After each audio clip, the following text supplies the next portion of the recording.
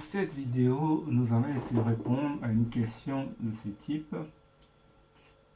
Si x est compris entre moins 3 et 4, alors dans quel intervalle est compris 1 sur x?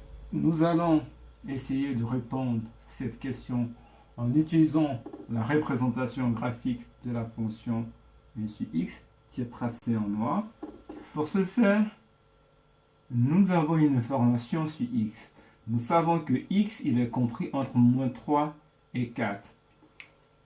Donc, sur l'axe de l'axe des x, nous allons placer cet intervalle. Donc, on part de moins 3, ici, jusqu'à 4. 1, 2, 3, 4.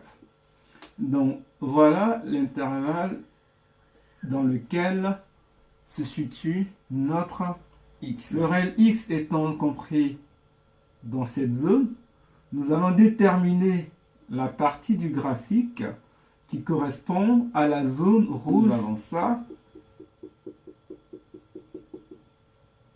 Et à droite, nous avons toute cette partie. Donc la partie assurée sur le graphique est bien la partie qui correspond à la zone de x. Nous allons commencer de gauche à la droite. Donc nous allons chercher l'image de moins 3. Donc c'est quoi l'inverse de moins 3? L'inverse de moins 3, c'est moins 1 sur 3. Et après, l'inverse de 4, c'est 1 sur 4. Donc, sur l'axe des ordonnées, nous obtenons ce premier point et les ordonnées qui correspondent à cette partie assurée se situent ici.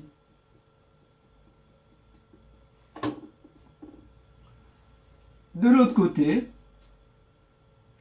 sur l'axe des ordonnées, nous commençons en 1 quart.